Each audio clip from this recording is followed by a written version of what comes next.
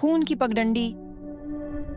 झारखंड के सिमडेगा जिले में, जहां जंगल इतने घने हैं कि सूरज की किरणें भी जमीन तक नहीं पहुंचती, वहीं एक पगडंडी है जिसे लोग खून की पगडंडी कहते हैं। कहते हैं जो इस रास्ते पर चला वो कभी वापस नहीं आया, और जो लौटे उनकी आंखों में हमेशा एक लाल धुंध छाई रही। यह कहानी है छोटा चांदीपुर गांव की, वो गांव जो अब सिर्फ सरकारी रिकॉर्ड में है, जमीन पर नहीं। 1978 गांव के बीच से एक मिट्टी का रास्ता निकलता था जो आगे जंगल में गुम हो जाता। उस रास्ते का रंग बाकी जमीन से अलग था, गाढ़ा लाल, जैसे किसी ने खून को मिट्टी में मिला दिया हो।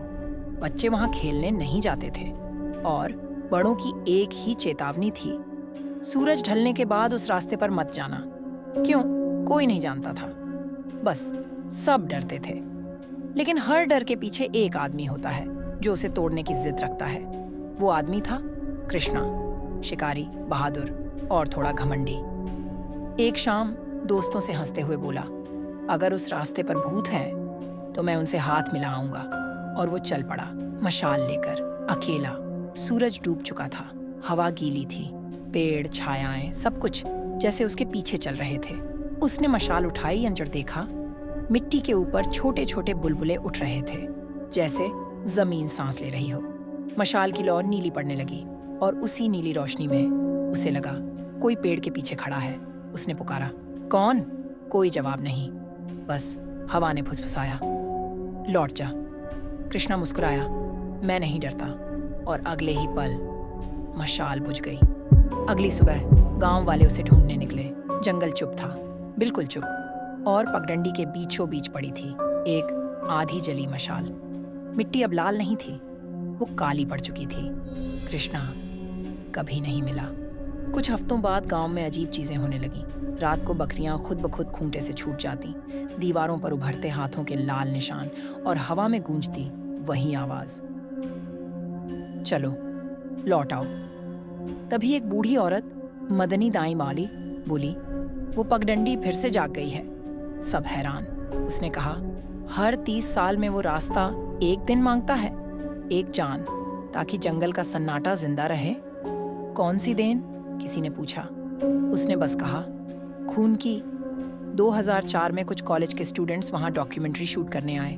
उन्हें यह सब एक लोक कथा लगी। रात के 2 बजे उनके कैमरे ने कुछ रिकॉर्ड किया। लाल धुंध जो धीरे धीरे जमीन से उठ रही थी, और उस धुंध के अंदर किसी के पैर, नंगे पैर, जो चलते थे फिर मिट जाते थे। वीडियो में एक आवाज थी, चलो लौट आओ। लेकिन जब उन्होंने ध्यान से सुना, उस आवाज में सांसें भी थीं, जैसे कोई उनके बिल्कुल पीछे खड़ा बोल रहा हो। अगले दिन वे मदनी दाई के पास पहुंचे। उसने फुटेज देखी, कुछ देर चुप रही, फिर बोली, वो रास्ता इंसानों के लिए नहीं बना था, वो कुर्बानियों का रास्ता है। हर 30 साल में वो एक आत्मा लेता है ताकि बाकी जिंदा रहें। उसने अपनी बाहें दिखाईं जहां पुराने जले के निशान थे। मेरे पिता उसी रास्ते पर मरे थे। उस रात मदनी दाई गायब हो गई। अगले दिन पगडंडी के किनारे एक लंबा घसीटने का निशान मिला।